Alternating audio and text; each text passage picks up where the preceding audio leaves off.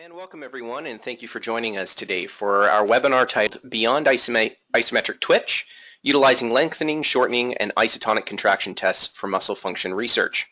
This is Andy Henton from Inside Scientific, and I will be your host for today's event. Our session today is sponsored by Aurora Scientific and will focus on the subject of complete muscle characterization and how scientists can combine a number of functional tests in their experimental design to better reveal scientific findings relating to muscle dynamics. We will first hear from Matt Borkowski, Sales and Support Manager at Aurora Scientific, who will provide a brief overview of Aurora and their design and engineering approach as it relates to muscle experimentation. In addition, he will review some high-level principles of isometric, eccentric, and concentric muscle tests and present how Aurora Scientific equipment can be used for these types of measurements. Following, we will be joined by Dr. Robert Grange, Associate Professor in the Department of Human Nutrition, Foods, and Exercise at Virginia Tech. Dr. Grange's research focuses on the pathogenic mechanisms underlying a number of rare muscle diseases, including Duchenne muscular dystrophy. Today he will discuss fundamental principles of isometric and dynamic muscle contraction tests and share a number of practical examples from the lab. Hello, welcome everyone. As Andy mentioned, I'm Matt Borkowski, Sales and Support Manager at Aurora Scientific, and I'd like to thank you all very much for attending this webinar today about techniques for muscle function testing. So we'll be talking about the fundamentals of different types of muscular contractions and how they can be effectively introduced into your research. I'm also going to give an introduction to some different experimental assays that these protocols can be applied to and how our instruments facilitate them. Before I begin though, I'd like to take a moment to thank my fellow presenter, Dr. Robert Grange, for being here this morning with us. We greatly appreciate his time and support. He's going to be expanding upon the topics I introduce and how they apply to his own very exciting research.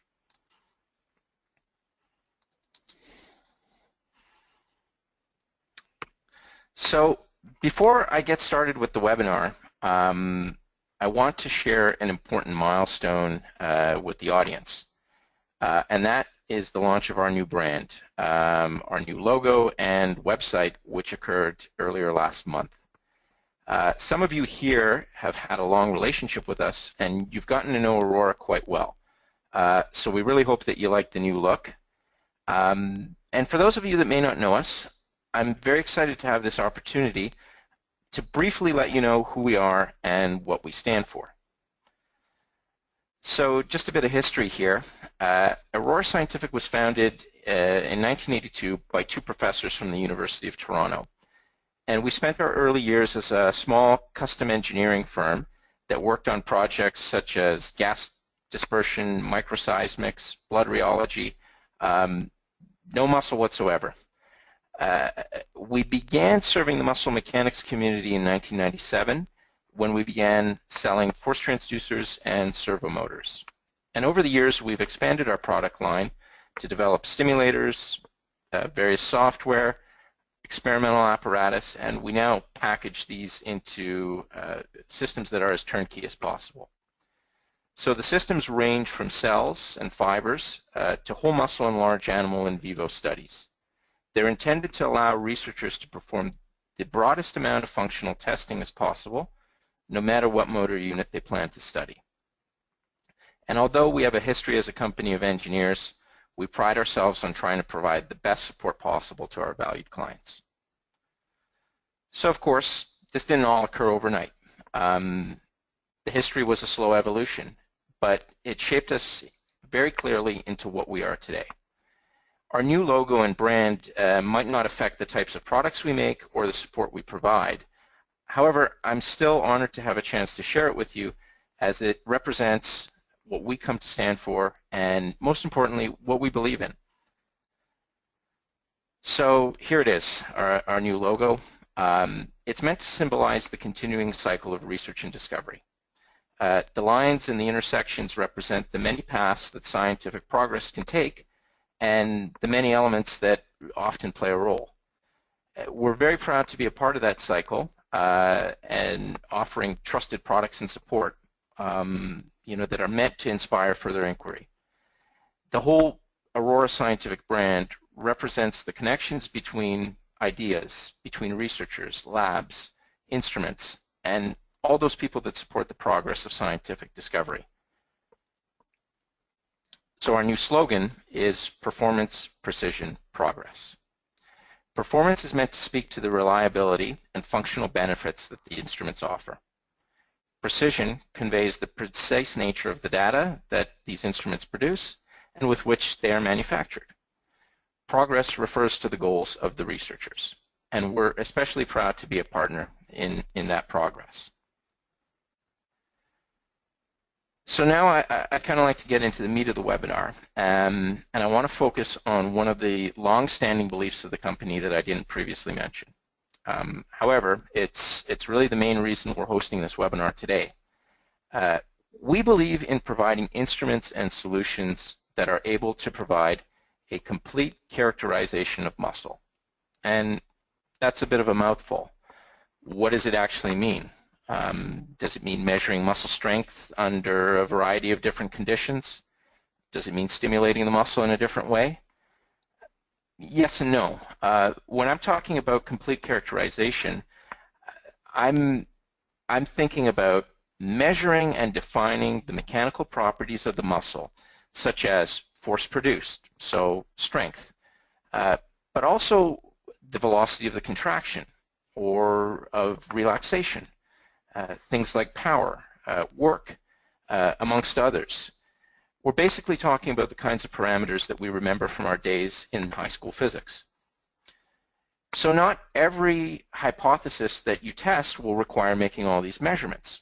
However, to test the hypothesis in the most physiological relevant manner, we at least need to consider using the three main types of muscle contractions that are shown in this diagram. So I've referred to three contractions here. And when you organize them into experimental protocols and apply them correctly, they can help achieve this characterization. So what are they? The first and simplest case is an isometric contraction. So the broad definition of isometric is that when the muscle is actively contracting, it's held at a constant length. So I often refer to this as the pushing on a wall case. The second type of contraction that is used is an eccentric or lengthening contraction. And as the name suggests, the muscle is actively being stretched while the contraction occurs. Much of a muscle's normal activity occurs while it's lengthening. The final type of contraction we'll be discussing is a concentric contraction. So this occurs while the muscle is actively shortening. An example of this would be an isotonic, a case where the muscle tension is held constant while it is contraction. A simple example of this in the real world might be something we do every day, flexing one's elbow to take a drink of coffee. So if this were all it took to fully characterize and define the mechanical properties of muscle, then you might expect that this is going to be a very short webinar. However, knowing when to choose a particular contraction type and how to apply it in a protocol is another matter altogether. So, where to begin? How to decide what type of contraction protocol fits the needs of any particular experiment. So, I'll start by introducing where each contraction type excels and where they're lacking. So, for isometric, one of its main strengths is that it provides basic functional data from a muscle, such as maximal force, relaxation time, the time it takes to reach that peak force, amongst a few others. The parameters for these contractions are well defined in the literature for a broad array of different animal and muscle models. An isometric contraction provides a reliable means of assessing the absolute maximum force that a muscle can produce. And this is often found by applying a series of contractions with increasing stimulation frequency. By knowing the absolute maximum force from each muscle, you can normalize the data to the cross-sectional area and then compare it. The isometric contraction also yields some very basic information about rates of contraction and relaxation of the muscle. This sort of temporal data, along with the profile of the contraction, can be useful as a basic phenotyping tool and can provide you with a bit of rudimentary insight into things like fiber type, perhaps calcium release, amongst others. However, aside from this, the data that the contraction yields is a bit limited. Although technically you could measure parameters such as work, the model is not extremely physiological. most of an animal's day-to-day activity is not spent contracting isometrically. So let's move on to the case of eccentrics. The main benefit of an eccentric contraction protocol is that they're extremely effective at inducing muscle and sarcolemma damage in a very repeatable and quantifiable way. This leads to the possibility of studying mechanisms that take place when muscle damage occurs, and also to study the mechanisms of recovery, particularly when you apply this in vivo. So another benefit is that eccentrics can be a potential exercise or training tool that you can use to study hypertrophy when they're applied in a measured fashion. And since there's no behavioral component to such a protocol, it's far more repeatable and reliable than treadmill or resistance wheel running. So eccentric contractions are performed every time we squat down to pick something up or walk down a set of stairs. They're a far more accurate model of exercise than a maximal isometric and provide an excellent tool for studying muscle damage and repair. However, they're not without their own set of challenges. When you stretch a muscle, the amount of passive tension generated from an eccentric is much greater than the active component. Therefore, measuring these eccentrics may require more than one transducer, especially if you're studying a variety of muscles or animal models. And because eccentric contractions can be used as both a damage and training tool, it's also important to implement it correctly for the desired effect. So for a novice, wading through the literature to determine these parameters can be a bit intimidating for the first time. So finally, what about concentric contractions? What do they potentially bring to the table?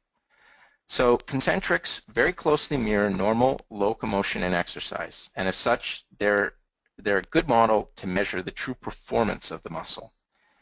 So parameters that I previously discussed, such as power or work, are the product of mechanical force and the velocity or the displacement of the muscle.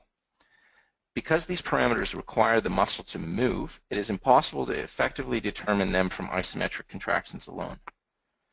These parameters are often calculated by holding a constant load, so an isotonic, and measuring the shortening displacement or the velocity of the muscle. However, you can measure the force production of the muscle itself while controlling displacement or velocity.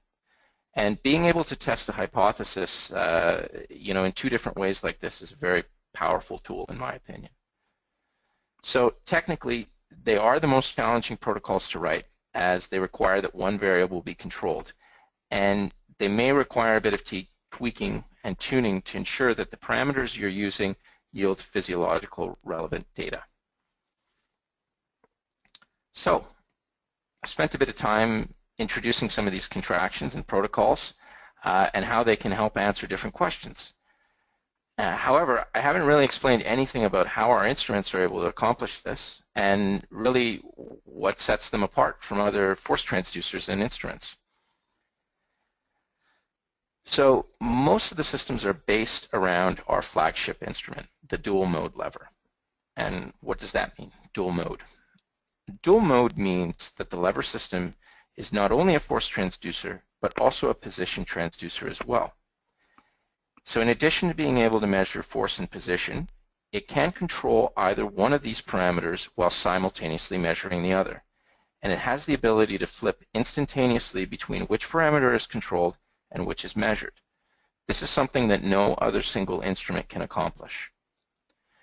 We're able to accomplish this because the motor has a very sensitive position detector, and from it we can use it to know how much the muscle is lengthened or shortened. Additionally, depending on how much tension is being produced by the muscle, whether shortened, lengthened, or held isometric, the current signal from the coil of the motor will vary with the tension, and this in our electronics can elegantly be transformed into a function of force. So as I mentioned, we typically package this lever system with software, experimental apparatus and test chambers, stimulators, and we try to create systems that are as turnkey as possible. Now, since the dual mode instrument performs measurements of both muscle length and muscle force, it only requires one attachment point to the muscle. And to me, this is a very important distinction.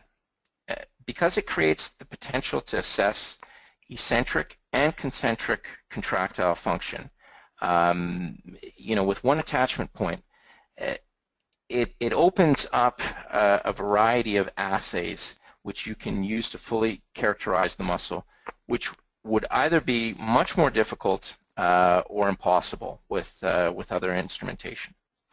So I'm just going to give a brief overview of some of these assays, as Dr. Grange will be describing some of them in more detail during his part of the presentation. So recently we actually hosted another webinar describing some of these experimental assays and how they can be used in tandem to obtain the sort of functional data that your research requires. However, all these assays are made much more useful by maximizing the potential of the dual mode lever system and applying them over the range of contraction protocols. So very briefly, in vivo studies are non-terminal, or at least they can be, and permit exercising the animal or investigating how therapies and interventions aid muscle recovery. In situ studies rely on attaching to only one free tendon of the muscle. And so in vitro studies or isolated muscles in a bath are able to now be achieved with the dual mode lever system with a variety of different bath designs and different chambers for different purposes. And that's pretty exciting as well. So I'm going to briefly describe the process here for an in vivo experiment.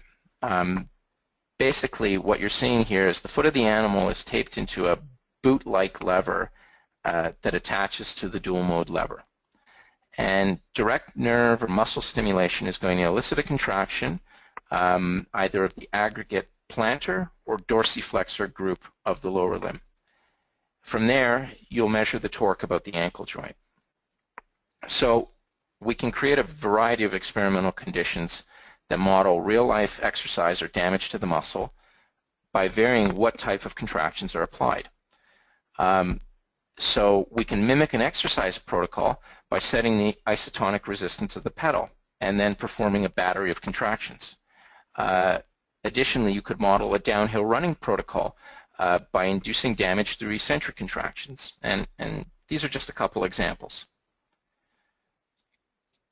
So one of the main advantages of this in situ technique is that it allows functional testing of certain muscles that either only have one accessible tendon or are too large to be tested in a bath chamber. And this is accomplished by a partial dissection of the muscle, which is then in turn sutured to the dual mode lever system. You can see a picture of it here. So like with the in vivo technique, direct stimulation will produce a contraction. And in my opinion, the dual mode lever system really shines in this particular assay, as without it, it's impossible to perform any concentric or eccentric contractions in an in situ configuration. So the final type of functional assay is isolated muscle in vitro, or in a bath. And I know that Dr. Grange will describe this particular technique in a bit more detail. But the basic idea here is that the muscle is dissected fully from the animal's body and both tendons are sutured. So when you're submerging the muscle in a vertical organ bath, as is pictured here, only one of the free tendons is available to attach to an instrument because the other is completely submerged. So for those researchers that prefer this sort of vertical orientation, the dual mode lever, like in situ, is really the only or the best choice to perform any concentric or eccentric protocols. So I've touched on a few examples in my presentation about how all these experimental contraction types can be used to achieve a specific goal. But I wanted to take a moment here at the end of my presentation to emphasize this point again. Whether you're studying a disease model of mouse and its ability to recover from exercise, or whether you're comparing the leaping power of two different species of frogs, if your research is related to muscle or understanding the phenotype of an animal model, then applying these experimental techniques is certain to be a benefit to you. All right, well, thanks very much, Andy and Matt, for inviting me to share some of my work with the audience, and also welcome to the audience this morning. At least it's morning where I am, and may or may not be morning where you are. But I guess the main point of my career, actually over the last 25 years or so, has been really to determine the importance of muscle function, and that can depend on a number of different factors, as you are probably familiar. So when a muscle is changed by either training, disease, a drug intervention, genetic manipulation, or some other manipulation, does function change in a meaningful way?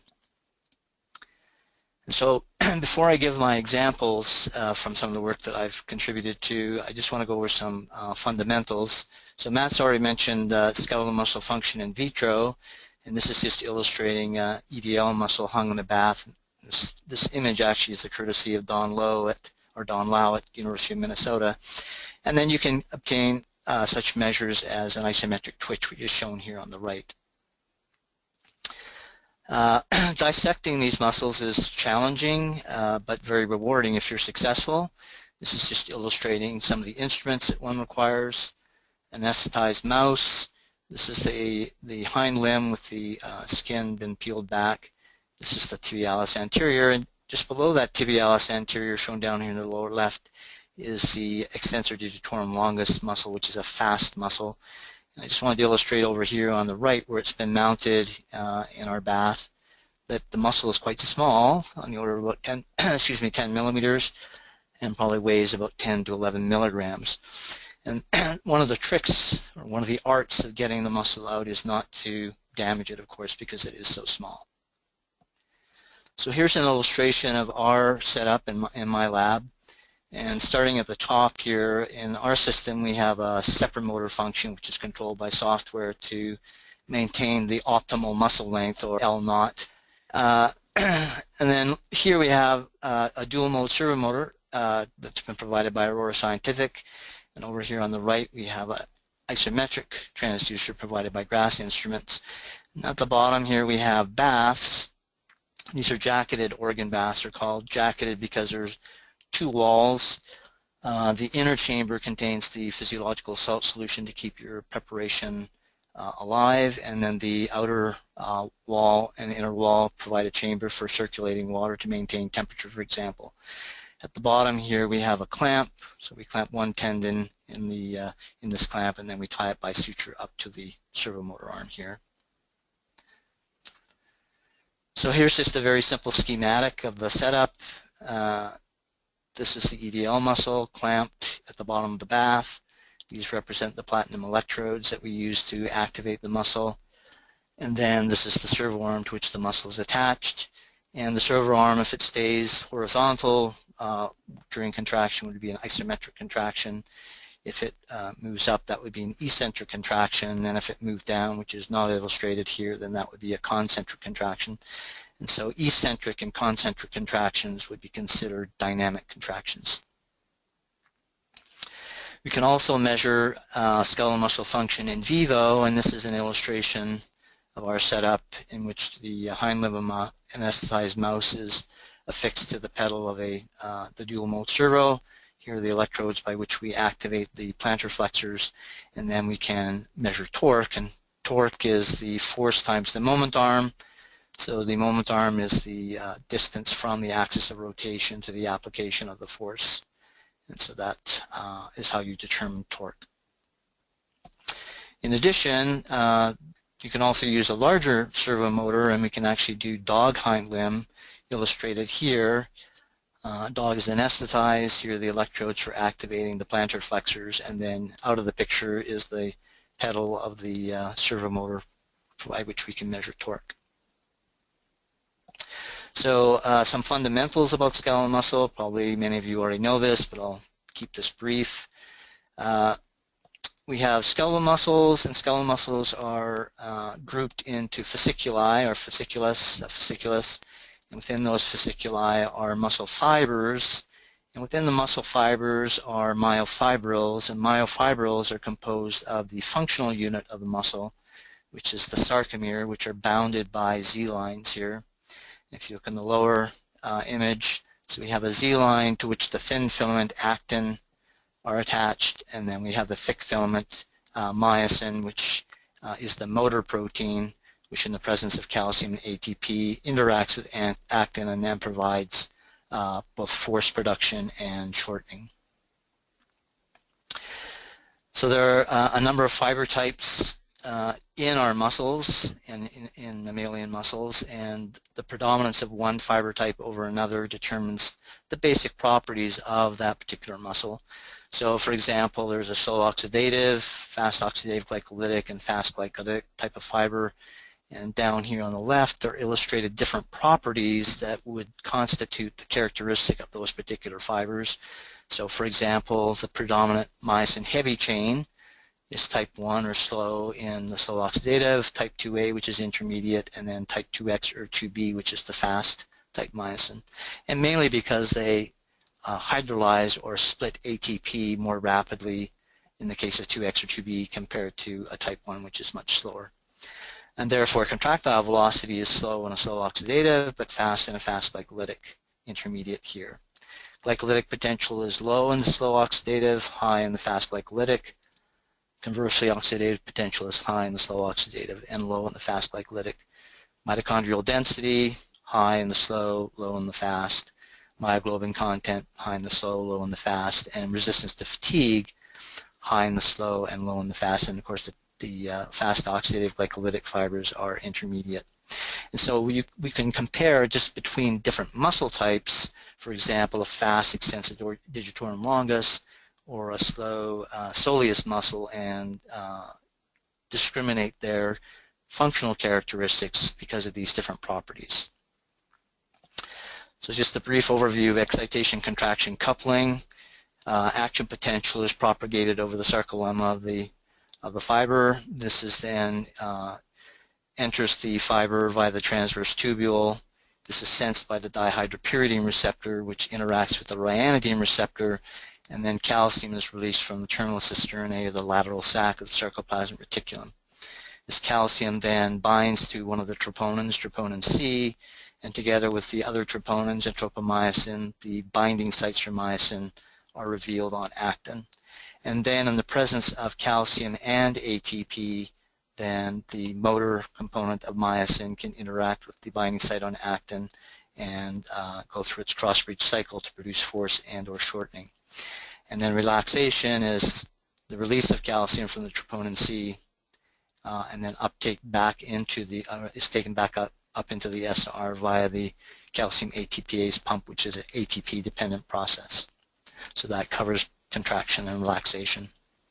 And so depending on the type of fiber or the predominance of the type of fiber within a muscle, there will be various properties that will change even on the basis of EC coupling. So here's an illustration of an isometric twitch. It's the contractile response to a single action potential or a single electrical stimulation. And some of the parameters that we would typically measure would be resting force at optimal length, the peak force during activation. The difference between peak force and resting force is active force. You might also be interested in the time to peak force, noted here, and also the time it takes to go from peak force to half a peak force, which is known as half relaxation time. So if you were to compare an EDL fast muscle to a soleus slow muscle, then there would be differences in the properties as illustrated here. For example, half relaxation time would be much longer in the soleus slow muscle compared to the fast EDL muscle. Force summation is actually the summation of individual twitches, and so illustrated at the bottom here is a stimulus, and then if there's sufficient time between stimuluses, the muscle will respond and then return to baseline before the next stimulus arrives. If the time between those pulses is diminished, then the initial twitch cannot return to baseline and then is summed with the second force response. And then if you deliver these twitches or deliver these stimuli very closely together, then ultimately you get what's called a fused tetanus, and this is the maximum response of that particular muscle. So a maximum tetanus here is the result of maximal summation. Some of the properties that you can measure are the rest force, the peak force, the time to peak force. You could also measure half relaxation time, although that's typically not done. And you can also measure the area under the curve, which is the tension time integral. So this is an illustration of stress frequency, also known as the force frequency relationship. And stress is the force, either measured in grams or millinewtons, divided by the muscle cross-sectional area, typically in millimeters squared. It's also reported in the literature as specific force, but I prefer the term stress, which is a mechanical term. And illustrated over here on the right with stress in grams per millimeter squared on the y-axis in response to frequency of activation on the x-axis, we see that there is a force summation from the twitch response here for the control muscle to its maximum tetanic response. And again, to illustrate the maximum tetanic response does not increase if you increase the frequency beyond 150. And also illustrated here are the responses from 3 different types of muscles from 3 different genotypes of mice. Control MDX, which is the typical mouse model of Duchenne muscular dystrophy, and then another model of muscular dystrophy, which is the dystrophin deficient animal. And you'll notice here there's a clear distinction in their stress frequency responses with the maximum for the control, minimum for the MDX utrophin deficient, and intermediate is MDX. So this just nicely illustrates how even a simple stress frequency or force frequency response can demonstrate differences between muscle types, genotypes. Another common assay that we use is the force-velocity relationship, and what we use in our lab is known as the tetanic afterload method, and this really is representative of how we as humans function with our muscles. For example, if you put a brick in your hand and you want to curl it, then your bicep has to produce enough force to overcome the load in your hand, and then after that it will shorten, and it will shorten at a very characteristic velocity. And so you can vary the loads on the muscle, for example, as a percentage of the maximum force the muscle can produce. Here I'm illustrating 25%, 50%, and 75%. And then over here on the left, we have shortening velocity expressed in fiber lengths per second, but it could also be expressed in muscle lengths per second or millimeters per second, and as a function of the fractional load or percent of maximum. Here I'm just illustrating it as the proportion of the active force here. So if you have a maximum load, then you have zero velocity. If you have a very low load, then you have a faster velocity. And you can do various loads, and then you fit a curve to those points, and then ultimately you'll reach this y-intercept here, which you can't measure in the lab because it's impossible to get a zero load on a muscle, but you can estimate or predict what that value would be by fitting your curve, determining the equation, and then entering 0 for load, and that will give you the maximum velocity of shortening, or Vmax. And so the other point I want to make here is that, as I mentioned before, an EDL fast muscle, because of the type of myosin and other characteristics it has a higher Vmax than that of a slow soleus muscle. So again, a way to distinguish between, in this case, the 2 different types of muscle because of their fiber type distribution. Another characteristic that we can describe is known as power, and this is force times velocity, so you can use your force-velocity relation to calculate power, and power is also work divided by time, and this demonstrates a very characteristic teacup shape.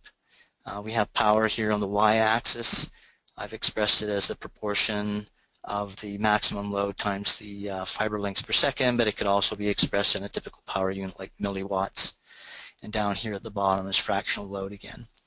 And the last point I want to make here is that typically power is maximal at roughly 40% of maximum load, and also to illustrate that the EDL muscle has a much greater power than the soleus. So again, another distinction between different fiber types.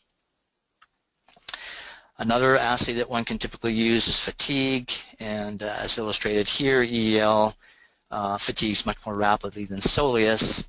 And so the idea here is that you stimulate, and there are many, many different fatigue paradigms in literature. In this case, 100 Hertz stimulation for 0.4 seconds every 1 second.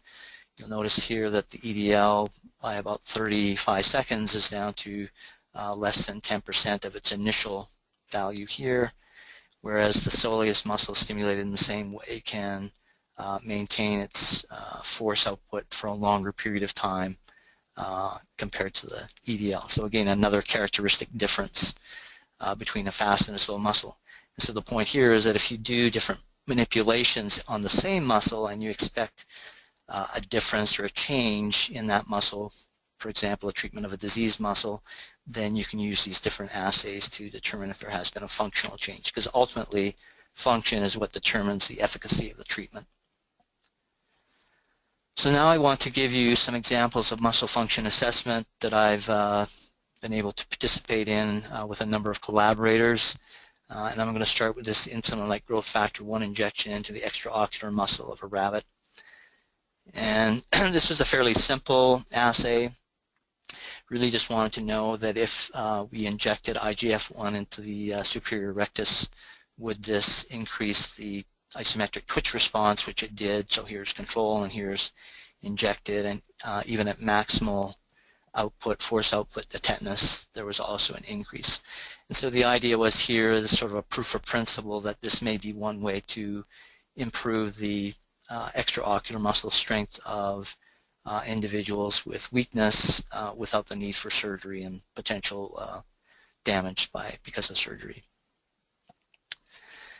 And the next example is the knockout of a SOX6, which is a transcriptional factor, and this is with in collaboration with Eric Olson at UT Southwestern.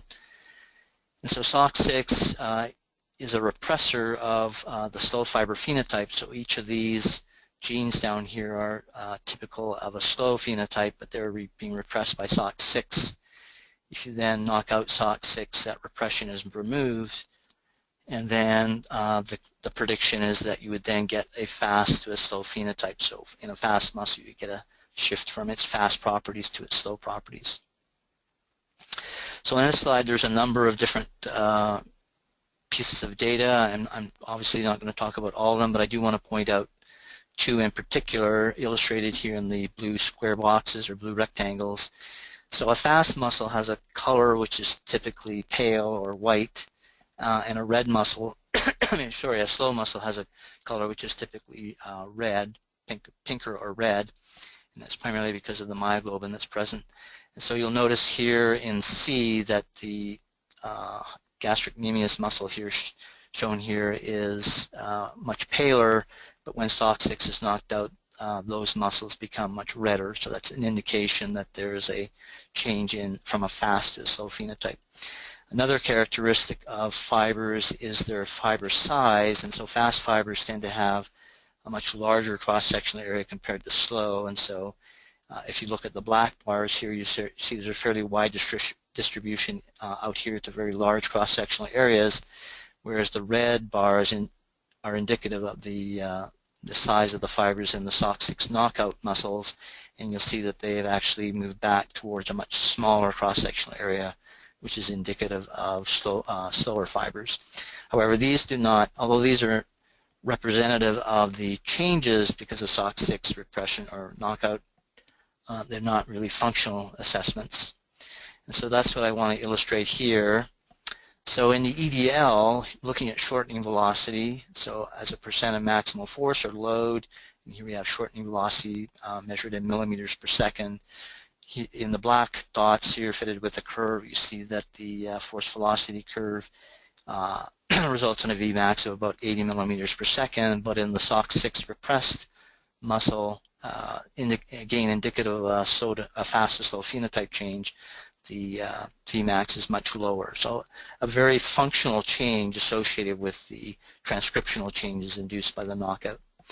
In addition, with respect to fatigue, so time on the x-axis and percent of initial force on the y-axis, the curve of the knockout shown in black, of the wild type and shown in black, and then of the knockout in red. And as shown, the knockout muscle is showing much better fatigue response, i.e. it's not fatiguing as much as wild type at a given point in time, even though the relative rates of drop of tension are similar, slopes are similar. I also wanted to illustrate down here there really wasn't much change in the soleus force-velocity relationship here. In fact, there was no change, suggesting that that aspect of slow fiber was not changed by SOX6 knockout, but in fact fatigue over here in the right-hand panel was improved over time quite dramatically. So the point here is that if you're doing a genetic manipulation and you want to demonstrate that there's a functional change and you know where that functional change should occur, then you can use these types of assays to demonstrate that that's the case. Okay, the next example is Duchenne muscular dystrophy, the stretch injury protocol. And just to give you a bit of background on Duchenne muscular dystrophy, this is an illustration of a fiber and its myofibrils. Here are the Z lines that bound the sarcomeres. And the costamers are structural protein complexes that help stabilize the fiber to the extracellular matrix. And one of the components of those costamers are the dystrophin glycoprotein complex, which is comprised of the dystrophin, which is the large rod-like protein on the cytoplasmic side of the cell, and then a number of other proteins which are set in the sarcolemma. And then in the absence of this protein, dystrophin, these other proteins are absent in Duchenne muscular dystrophy, and then this is thought to make the muscle membrane much more leaky. And so one of the assays you can use is to test for that leakiness. So the assay that we use is the stretch injury protocol. So our typical setup with the muscle and the electrodes. And in the bath, we now put a dye which is known as Procyon orange, which is, has a low molecular weight, does not enter fibers that are wild type because they do not damage as easily during a stretch injury protocol, but dystrophic muscles do. And so when you go through a stretch injury protocol with a dystrophic muscle, then you can then take those muscles, section them, and determine the amount of uptake of dye. So here's the protocol itself, which is actually from Petrov. So the muscle contracts isometrically for 500 milliseconds. This is not a maximal tetanus, it's a submaximal tetanus, I believe at 80 hertz. With continued stimulation at the final 200 milliseconds of stimulation, you then stretch the muscle, and this is at a rate of 0.5 muscle lengths per second for a total displacement of 0.1 muscle length. And then in the protocol that we use, we repeated this 5 times. It's illustrated here in B. So here's the control muscle, first stretch, second stretch, third stretch, and so on, then the MDX, and then the dystrophin, utrophin deficient animal. And you'll notice here that there really isn't much change in stress in these young animals, which, so I should mention that these muscles were taken from mice that were roughly 12 to 14 days of age, so very early in the, in fact, probably prior to essential disease onset, which occurs about 21 days. And then over here we compare the control no stretch for each of the different genotypes, so MD or control wild type, MDX, and dystrophin, utrophin deficient, and then following 5 stretches. And then, as I mentioned, you can determine the number of dye-positive fibers. So it's clear that the MDX and the MDX utrophin mice take up more dye compared to control, but the stretch does not increase leakiness at this age. However, if you were to do the same study in older mice, MDX mice, then you would actually see a dramatic difference in the dye uptake. We can also use this protocol to test a gene therapy, in this case microdystrophin, in MDX mice. So again, the same protocol. The difference here, however, and I only want to focus on this panel down here, which is the outcome of the stretch injury protocol, is that 10 stretches were used in this case instead of 5.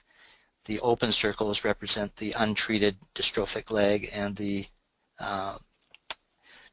black circles or closed circles represent the treated dystrophic leg. And you can see that it's not complete rescue, but in the presence of microdystrophin there is an attenuation of the loss of force in response to the stretch injury. Okay, another use of the servomotor system is to look at a property known as stiffness. In this case, we use the hind limb prep from a mouse that was aged 15 days. The purpose of the study was to compare the response of Achilles tendon with and without a specific protein, and I can't tell you which the protein is because the company I did this for wouldn't want me to tell you that, but nevertheless, the idea was that in the absence or presence of this protein, was there a change in stiffness? And stiffness is defined as the change in force during a change in muscle length.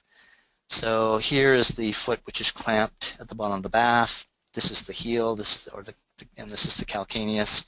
This is the Achilles tendon here, and we've tied suture at the myotendinous junction of the gastric medius and the Achilles. And then we can use the servomotor to impose a stretch of a certain amplitude and a certain rate, and then make this measurement of change in force for that change in length. So just to illustrate another approach to assess a mechanical property. In the fifth example, I'm going to introduce an idea of looking at very, very young mice, in this case a day-old P1 mouse hind limb in vitro. And in this idea, in this case, we're looking at the knockout of a specific protein, which I'll show in the next slide. I just wanted to illustrate here that the hind limb, and we take the whole hind limb rather than a specific muscle from the hind limb because they are very, very small, relative to the size of a typical EDL.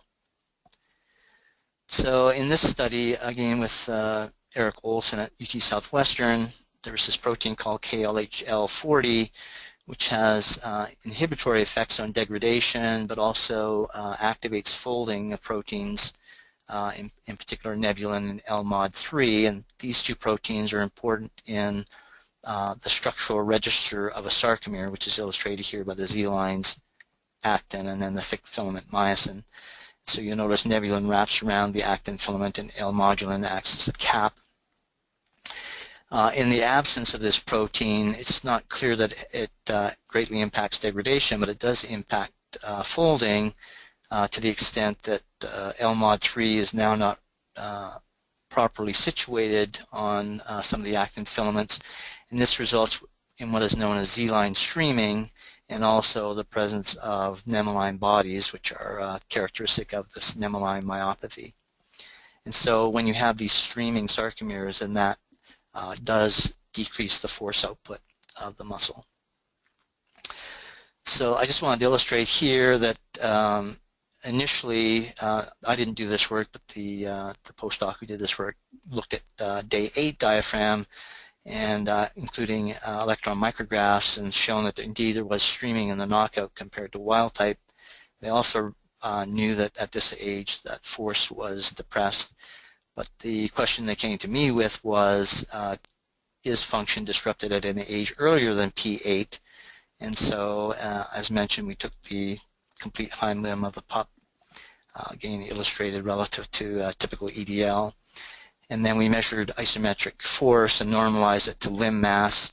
And so here the wild type showing about 0.6 millinewtons per milligram, the heterozygote slightly larger, but the knockout clearly showing a depression in its ability to produce force, and in this case about 50% depression. So what it demonstrated was that even at P1 and probably in utero, there's already problems with the formation, the development of skeletal muscle. In the final two examples, I'm going to illustrate the use of the servo system to look at mouse and dog hind limb in vivo. So just to remind you that here we're measuring torque, looking overhead. Here's our animal clamped and the electrodes to activate the muscle of plantar flexion, and then another angle showing the same thing. And so the advantage of in vivo assessment is that you can assess the same animals over time, and that's illustrated here. So we looked at these mice at 9 weeks, 17 weeks, 21 weeks, and 25 weeks.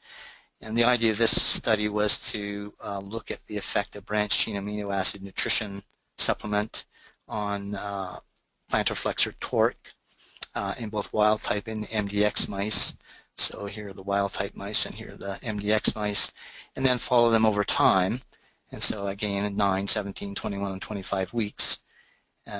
So again, the advantage is that You can use the same animals if you have a specific treatment that you want to follow over time. This is a very convenient way to do it.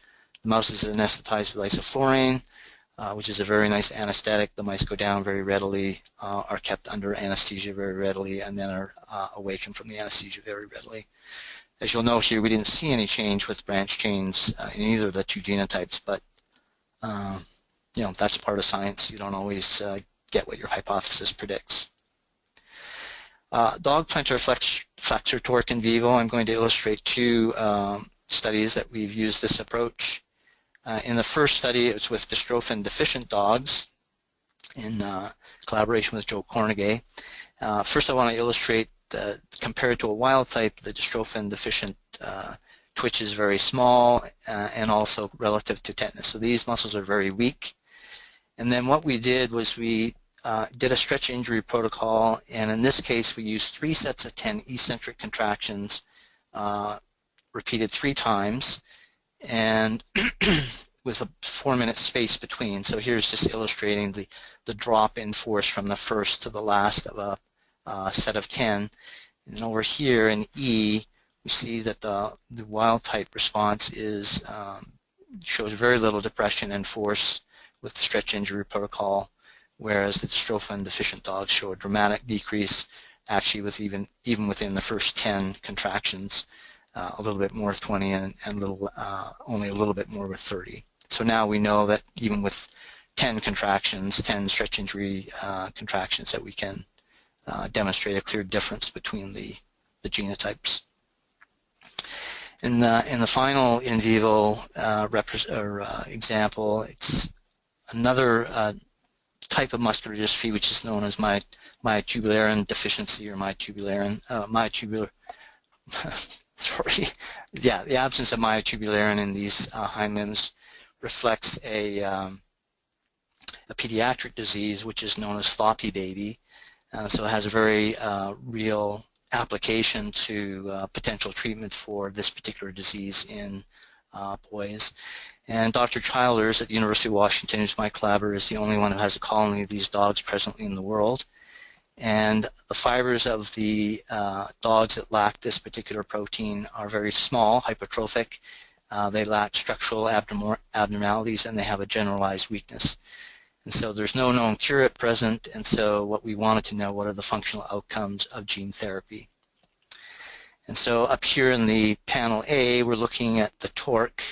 So again, this was a hind limb torque assay, Newton meters per kilogram body mass. Over time, baseline 6 weeks, 8 weeks, 14 weeks, and 1 year. So the black bars represent the wild type animals or carrier animals and show a nice developmental increase in hind limb torque. The purple bars represent the diseased dogs that were treated with an AAV MTM1. And you'll notice that they also follow very closely the wild type response. And then the XLM MTM dogs not treated or only treated with saline show no increase, in fact a decrease in plantar flexor torque over time. And in fact, by about the age of 15 to 17 weeks, the dogs have to be euthanized because they can no longer breathe effectively, cannot feed themselves, and actually can't even get up off the ground.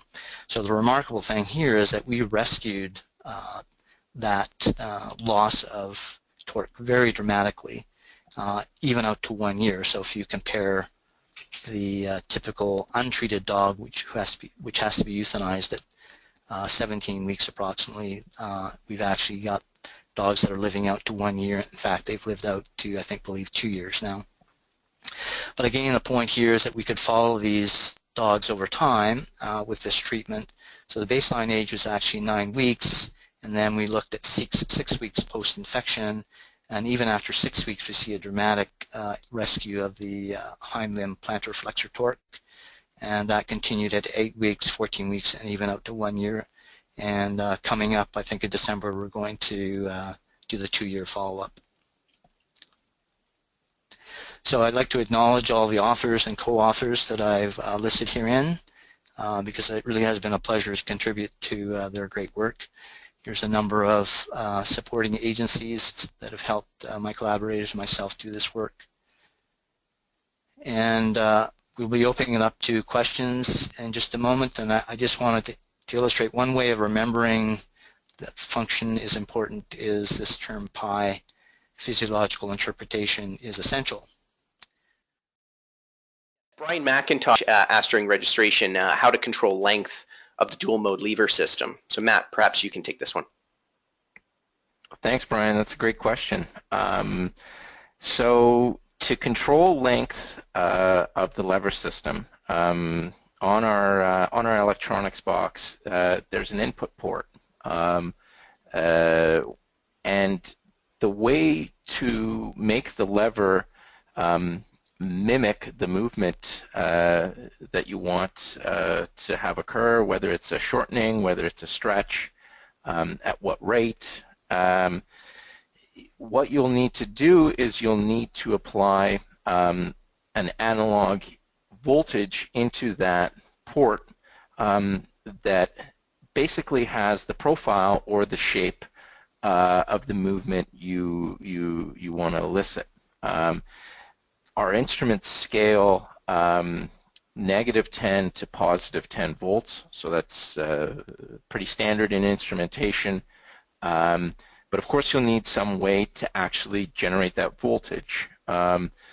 With our levers, we recommend the use of our dynamic muscle control software, which Dr. Grange actually wrote the very first version of it.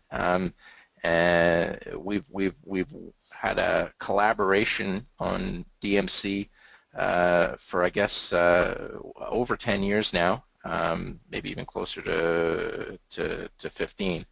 And the way that basically works is there's a sort of a data acquisition card in the computer which can generate these output voltages. We program these standard stretches or shortenings through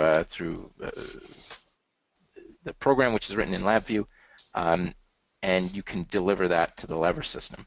What's really important, though, is you need to be able to synchronize these stretches or shortenings with any kind of stimulus pulses you're delivering. And to do that manually is really very difficult. So that's where having something like dynamic muscle control can really make your life a lot easier. Perfect. That's a great answer, and I hope that satisfies Brian. Just looking through our list, we've also had a few questions come in regarding sample viability. Specifically, how long should a test last for any one particular muscle or mouse?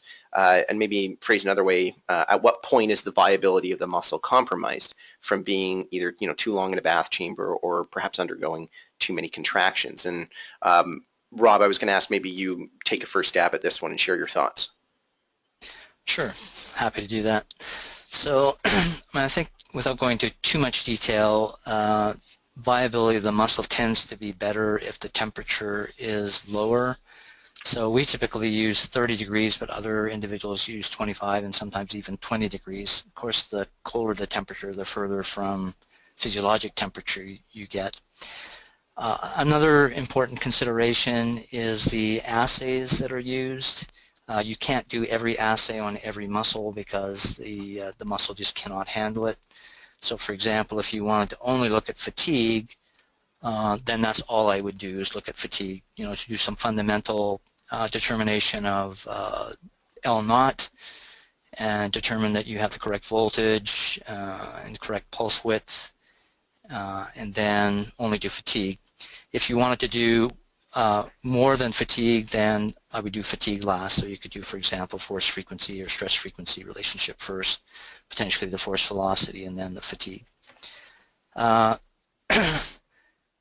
good way, I think, to determine the effect of the muscle being in the bath without being treated is to have a control muscle which you hang and then only do a L0 determination, twitch and maximum tetanus, and then just leave that in the bath for the same period of time as your treated animal or treated muscle, and then periodically every 15 or 30 minutes conduct another tetanic and twitch contraction, and then you can determine if just being in the bath is affecting viability. I guess a final thought is that it comes with experience. But in general, what I would tell my students is that if we start to see more than a 7 to 10% drop in a tetanic response over time, then that muscle is done, and then we would have to stop at that point. That's great. It's a very complete answer. Thank you, Rob. Matt, anything to add, or does that pretty much cover it? It certainly covers it, Andy. I think I can think of one paper, notable one, from Don Lau, who you mentioned earlier, Rob, where they applied a number of these different contractions. They did a basic assessment of strength, so a few isometrics. They did some concentric contractions varying the velocity. They controlled the velocity rather than controlling the force. And then I believe they did a battery of eccentrics. So the order in which you apply these tests are important. You wouldn't try to assess the maximal strength of the muscle after having done a fatigue protocol, for instance. But Rob, you're absolutely correct that that it's just to do everything can take too much time and puts too much stress on the muscle. Perfect. Very good. Another question. Sonia has asked, can you use these type of transducer and motors on a stage of a microscope where the researcher would have the ability to follow other parameters, for instance, fluorescence? Absolutely. We have a whole range of test chambers. The one that comes to mind is our model 801C, and we recently built a modification so that it could accommodate a dual mode lever system. We have other transducers, other motors, but this is the one that can be mounted on a microscope. It's got a glass bottom bath for visualization, so you're certainly free to mount it on an inverted. Perfect. Another question. One of our audience members is interested if they can do power and force velocity relationship for a whole muscle. Sorry, a force velocity relationship for whole muscle? Yeah, can we do power and force velocity relationship for whole muscle, or they continue perhaps measure shortening velocity in whole muscle? By whole muscle, do you mean in vivo or whole muscle in vitro? That's actually not defined. Maybe you guys could elaborate in if it's only capable in one, or if it is both, how it would be different. Do you want to go first, Matt? Sure. I mean, you need velocity, obviously, to define power. Certainly it's done in vitro in whole muscle. I mean, I think Rob, you demonstrated it in a few slides earlier on in your presentation when you were comparing EDL and soleus. I can certainly think of several papers and journals where it's been done. In vivo, I see it less done, and I don't know if that's just because you're not looking at one particular muscle in vivo, rather you're looking at the aggregate group of muscles. Mind you, I don't see why it wouldn't be relevant. Physiologically speaking, our muscles, are not working as, individual units. They're working in groups. Certainly, I don't think it would be something that is, not relevant. Rob, do you have anything to add? Yeah, I just Just wanted to clarify that you don't do a force velocity and a power assay. You actually do the force velocity assay, and then from that you can determine power. So if I didn't make that clear in my presentation, I apologize. Okay. Very good. Another question, referring back to the stretch protocols that you discussed, Rob, could this type of test be used in smooth muscle and or cardiac muscle? Yes. Yeah, absolutely, Andy. Why not? Mm-hmm. Just to elaborate, we were a little biased this morning. We focused mainly on skeletal muscle, but absolutely, you're using lengthening or shortening protocols in cardiac or smooth muscle. They're different. The parameters of the protocols are different. But if we take the example, of our own heart, it needs to squeeze to pump blood through your body.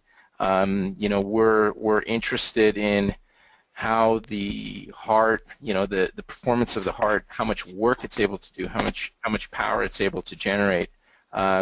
So certainly a work loop protocol is something you'll probably hear a lot about if you were to do or were to look up papers describing functional testing of heart muscle. The velocity of shortening is something I can think of a few examples of in smooth muscle. So absolutely, these apply to the other muscle types aside from skeletal. Great. So, and actually as an extension of that, so obviously physiological relaxation, and I think the indication here is looking at measurements like tau for cardiac muscle. This would be, at least in some way, a possibility with specific setups that Aurora offers. Is that correct? Oh, sure. I mean, tau is something that is quite similar to Rob, I think briefly in some of his earlier slides mentioned half relaxation time. So, it's something that is similar or analogous to that in cardiac muscle. Mm-hmm. Perfect. All right. Well, I think in the interest of time, we've come to the end of our webinar. The questions that we didn't get to, they will be included in the Q&A report. And of course, if you've got more, keep sending them in, whether it's just now in the chat window or by email. So thank you, everyone, for taking time out of your day to attend our webinar. We hope you found the information presented today valuable. Of course, a big thank you to our presenters, Dr. Robert Grange and Matt Burkowski, and of course, our webinar sponsor, Aurora Scientific. Again, the slide deck and the recording will be available soon for viewing at insidescientific.com, and a complete transcribed report of our Q&A session. It'll take us a couple weeks, but that'll be available soon as well. In closing, thanks again for taking part in this Inside Scientific webinar. We look forward to having you with us again soon. Have a wonderful day, everybody.